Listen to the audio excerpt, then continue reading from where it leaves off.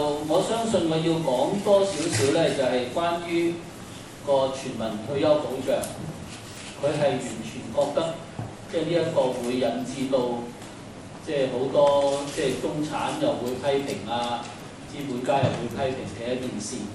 我哋覺得佢呢個係分化緊香港人嗰個團結和諧。原因咧就係我哋講緊嘅全民退休保障咧，係政府、民間同埋老闆咧係一齊去做呢件事嘅。如果做到呢件事咧，我哋嘅社會就面向所有65歲嘅長者，當佢退休後咧，未來嗰20年、25年咧係可以有一個尊嚴嘅生活。但係而家好多長者，如果佢仲係用3支支柱嘅話咧，佢嗰個儲蓄用完之後咧，佢要面對15年，甚至有啲去到20年，要攤大手板。咁於是有啲長者佢唔想攞綜援嘅話咧，佢就係食生果金嗰1032蚊過日。咁呢一個咧係大家如果有留意電視都知啦，何守信一日30幾蚊咧就頂唔順嘅，到尾佢都要超支2蚊係嘛一日。咁所以呢個咧係我哋覺得，如果長者冇一個有尊嚴嘅退休生活咧，呢個對未來嗰個社會係一個好大嘅問題。當然佢有提到咧，就係嗰個院舍津貼，即係話長者院即係住院舍或者殘疾人士住院舍咧，有一個生活補貼落去。但係佢而家咧仲未講大約幾多錢，咁所以變咗我哋擔心咧，又係佢出豉油，到院舍出雞咧就出唔掂啦。因為而家啲院舍咧都發覺特別啲私院咧發覺咧，租金貴同埋最低工資之後咧，佢哋差唔多每一個院友咧係大概1000至1500蚊嗰個超支嘅。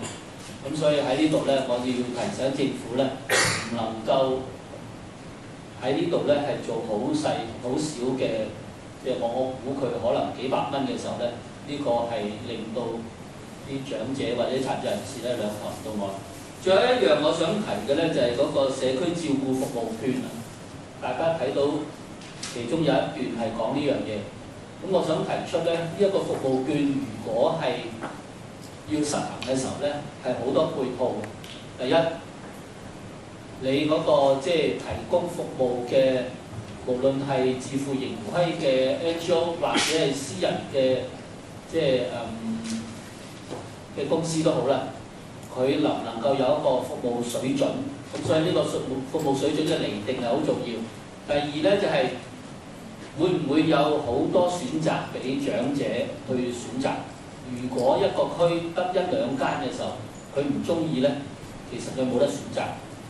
第三咧，有好多長者咧係未必能夠識得選擇，咁所以咧會唔會有呢個個案嘅經理咧係幫佢去做嗰個即係選擇嘅過程咧，係幫到佢？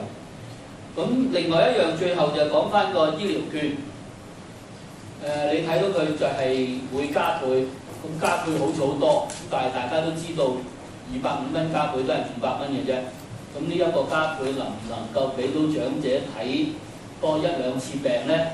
因為之前嘅250蚊可能係睇2次醫生，而家嘅250蚊可能係睇1次多啲。咁如果500蚊可能係頂籠睇3次醫生嘅啫。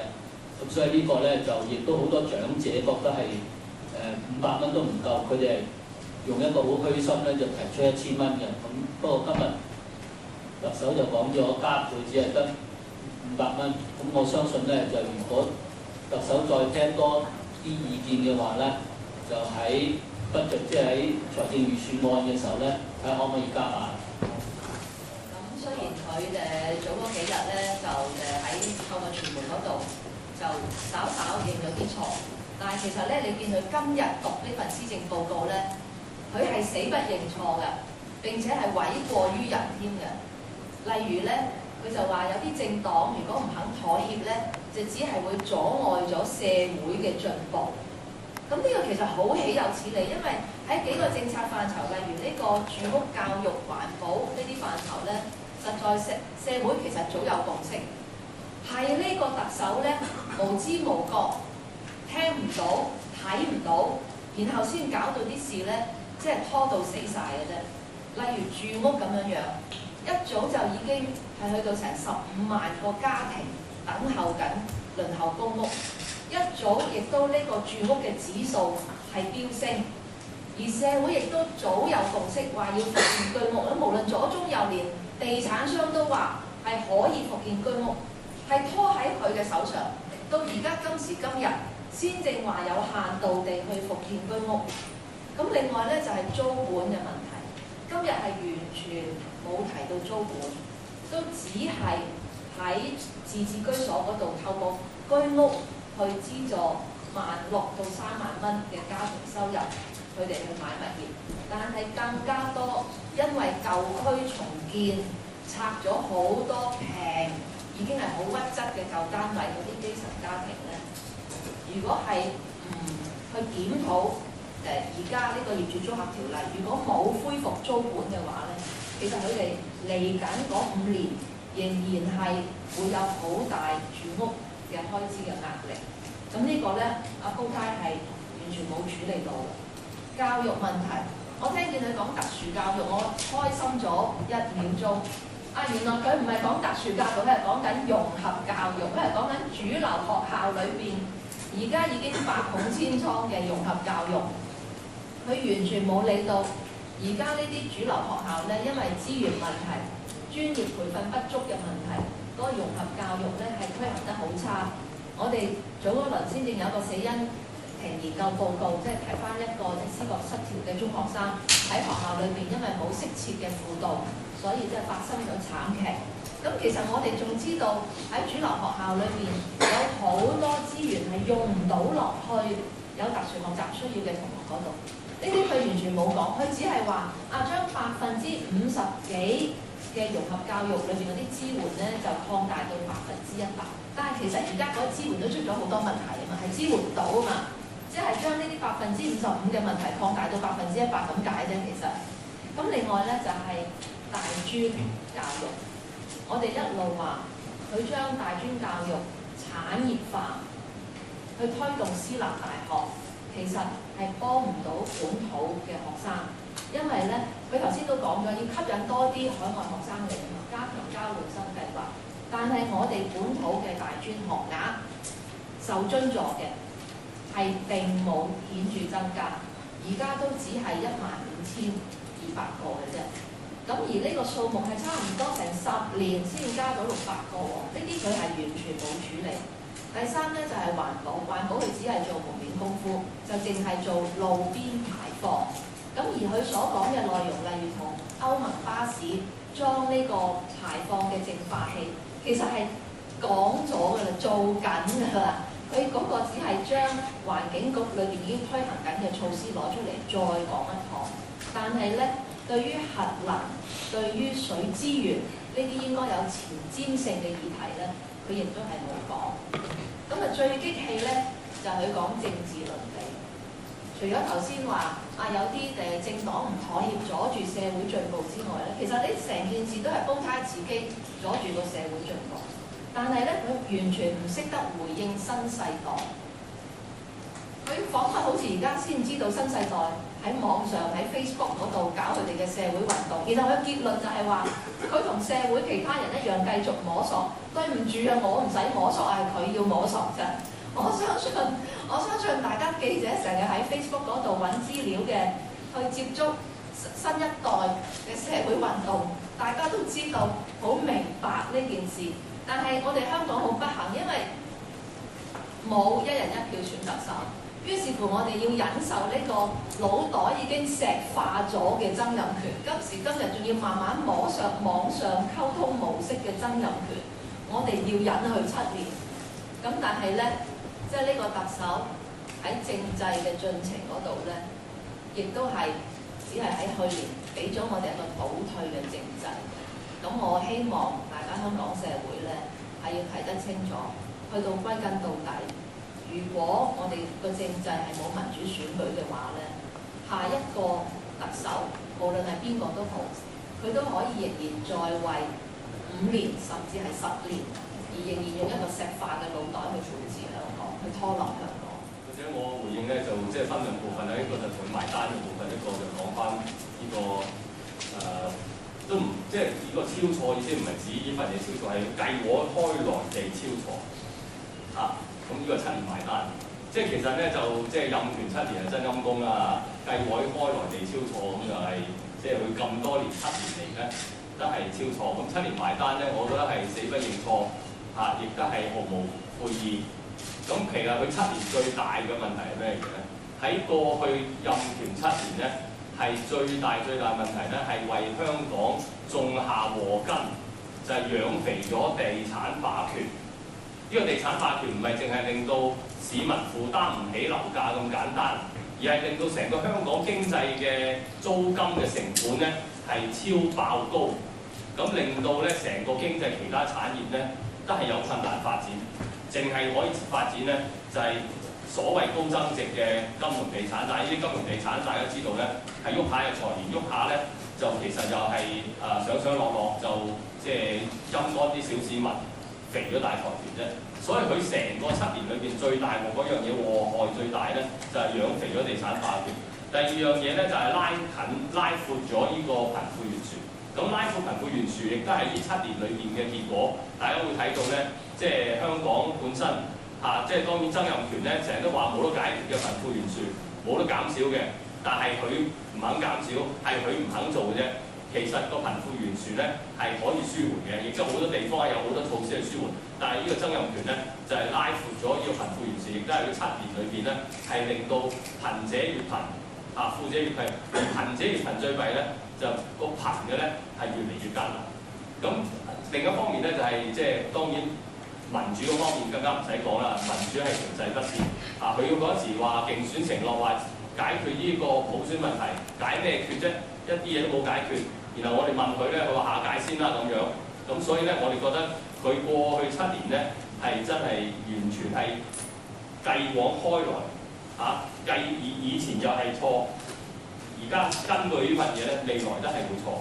咁而最唔好咧，係過往7年咧有一樣嘢咧。就係頭先所造成嘅地產霸權嘅原因咧，其實因為佢一路係拖延改革，然後咧臨尾就扮威咩拖延咩改革咧？老實講居屋，我哋講咗幾多年咧？講咗 N 年啦，臨尾佢話我而家做翻下啦咁樣，點解你3年前、4年前、5年前唔做啊？然後今日咧，我聽到最低工資咧，我聽咗3、4次喺度扮威啦。但係我哋12年前話要搞，7年前嗰時佢又唔搞，拖咗我哋咁多年，最後臨尾扮威。但其實咧係已經呢啲嘅改革咧遲咗咧，就令到香港貧富懸殊同埋地產霸權咧係已經係助長咗。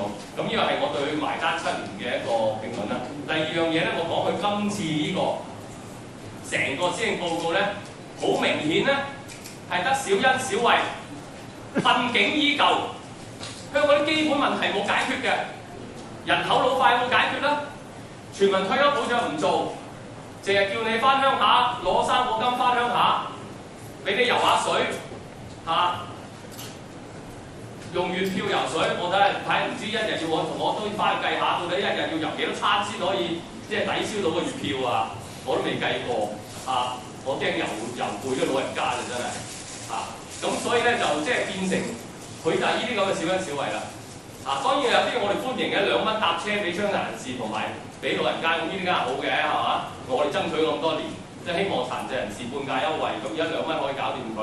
咁但係呢啲都係所謂小恩小惠，最緊要嘅問題，人口老化嘅問題，退休冇保障嘅問題咧，係全部冇解決。勞工問題，貧富懸殊最慘就係低收入勞工，低收入勞工一無所有。而家通脹咁貴，佢冇講到任何關於最低工資檢討嘅問題。即係如果佢真係想幫低收入工人，佢就應該即刻話叫最低工資委員會即時檢討最低工資，盡快提高。因為咧最低工資委員會，如果佢唔叫佢做咧，最低工資委員冇得做㗎。大家要明白個法例一定要最低要政府特首要求佢提交檢討報告，佢先有得檢討。但係特首今次一啲都冇講，即係代表又要拖多年。咁如果拖多年，因為2年最少2年一次啦，咁拖多年咪下年11月1號咯，提交報告，整到嚟2013年咯。咁而家呢份嘢咁貴，點頂啊？佢講到自己咁威，搞最低工資，講咗3、4次最低工資，但連檢討都唔講。交通津貼佢講到自己咁威，但係我收到好多投訴就係個人申請唔到，我哋要求佢雙軌制放寬嘅資產，佢唔肯做，好多人根本幫唔到。咁 N 無人士又攞唔到嗰個頭先講嗰啲咩公屋啊、嗰啲綜援嗰啲全部 N 無人士仍攞唔到。我哋其實俾咗條條佢咧，就話公屋輪候冊俾翻個租金津貼，咁起碼嗰班唔係喺公屋裏面嘅人，都係有翻攞翻啲係即係舒緩嘅措施，又係冇。咁然後醫療交白卷，大家知道而家最興一樣嘢就係而家輪候時間鬼咁長，有病輪到冇病，輪到有病，冇小病輪到大病。咁所以我哋覺得咧，醫療又係冇，所以其實最後成個問題就係困境依舊。咁我哋覺得係對呢個施政報告，呢個超錯施政報告咧，係即係非常之遺憾，亦都係咧本來係小錯就變成大災難啦，所謂 from mistake to disaster。咁呢個就係我哋對於呢個施政報告今日嘅結論啦。咁或者大家有冇問題，或者時間好快啦，因為夠鐘下一分。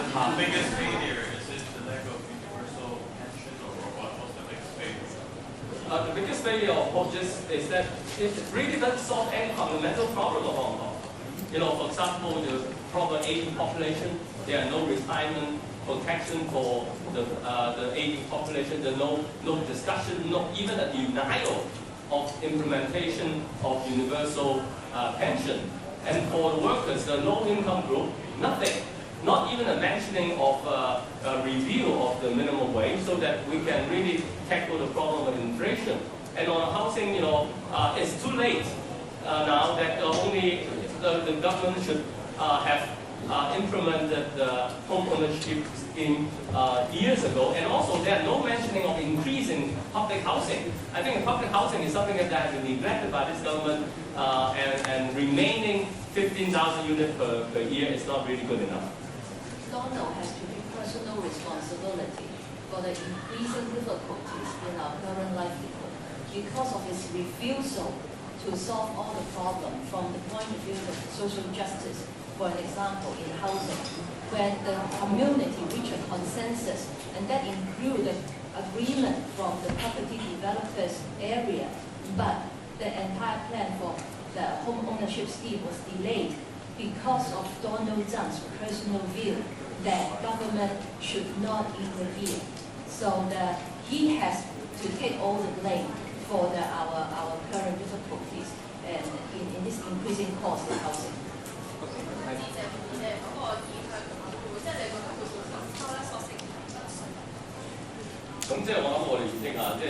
大家知道我哋嘅紀錄施政報告都從來都冇支持過咁滯㗎啦，係嘛？咁所以呢個我講到佢超錯，咁當我超錯嘅嘢都支持咩係嘛？咁我哋相信我哋一定會支持一啲超錯困境依舊嘅施政報告。咁至於話會唔會提出不正論動議，我哋要傾下咧，就係會唔會致謝完咗之後就加多條尾就話我多謝你俾施政報告，不過我唔信任你繼續施政落去啦。咁可能都係一個好嘅對施政報告一個結尾嚟㗎。佢都撇㗎咯，佢早一輪人哋叫佢落堂，佢都話你唔使叫啦，我6月就走㗎啦。有啲人咁撇嘅，咁你即係信唔信任佢都